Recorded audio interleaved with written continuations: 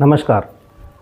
तो आप में से बहुत सारे लोग ऐसे होंगे जिन्होंने शाइनिंग इंडिया का वो दौर नहीं देखा होगा। आप तब बहुत छोटे रहे होंगे। जी हाँ, मैं बात कर रहा हूँ सन 2004 की। अटल बिहारी वाजपेयी जी की सरकार थी और देश में आम चुनाव थे। एक कैंपेन लॉन्च किया गया जिसको नाम दिया गया शाइनिंग इंडिया, और इस पूरे कैंपेन को लीड कर रहे थे प्रमोद महाजन जी।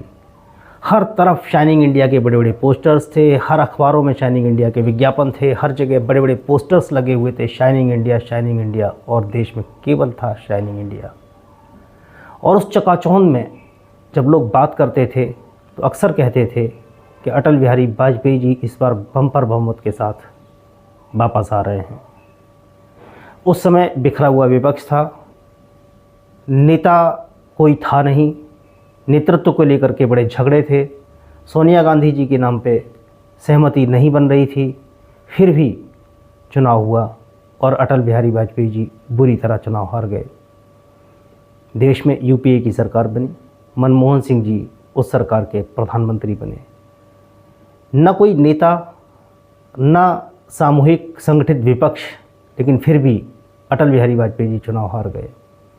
जबकि उस समय भी माहौल यही था कि एनडीए को पूरी तरह इंटैक्ट दिखाया जा रहा था। सारा अखबार, सारा टेलीविज़न, सारे माध्यम सरकार के प्रमोशन में लगे थे, सरकार के प्रचार में लगे थे, और किसी ने सोचा भी नहीं था कि अटल बिहारी वाजपेयी जी सरकार से बाहर हो जाएंगे। जो हुआ, तो आखिर हुआ कैसे? याद रखिए, जनता का आक्रोश जब बढ़ता है तब भले ही विपक्ष एकजुट न हो, भले ही कोई एक सर्वमान्य चेहरा ना हो, चुनाव जनता लड़ती है।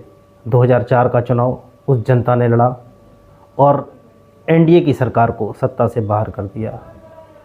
कमोवेश वही हाल कुछ आज भी है।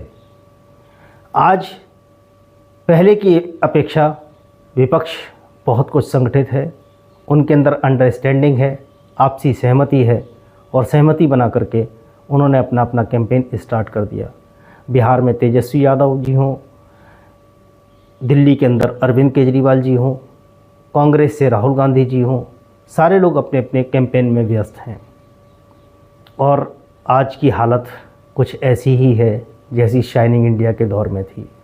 आज भी जिससे भी आप बात करो, हर कोई ये कहता है कि कुछ भी कर लो, आएंगे तो मोदी जी ही।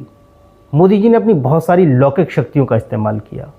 लौकिक शक्तियों की अगर बात करें तो बहुत सारी एजेंसीज़ का इस्तेमाल किया, और ख़ास तौर से अगर बात करें तो ईडी का इस्तेमाल किया अपने विपक्षी नेताओं को, अपने विरोधी नेताओं के खिलाफ।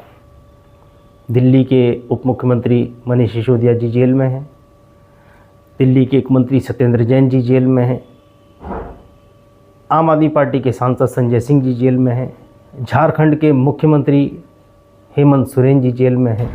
यानी सब तरफ से जो कुछ भी हो सकता है, ये भारतीय जनता पार्टी की सरकार हथकंडे इस्तेमाल कर रही है। इन्हीं को हम बोलते हैं कि यह है इनकी लौकिक शक्तियाँ जो दिखाई देती हैं। तो इनके भरोसे चुनाव जीतना अब तो नहीं लगता कि इनके लिए बहुत आसान है। अगर फिर भी आपको यकीन नहीं आता तो देखिए ये वीडियो। एनडीए के एक ताकतवर मंत्री, और कहें तो भारतीय जनता पार्टी के एक ताकतवर मंत्री गिरिराज सिंह जी को जनता का आक्रोश, और ख़ास तौर से अपने ही कार्यकर्ताओं का आक्रोश किस तरह झेलना पड़ रहा है, इस वीडियो में देखिए।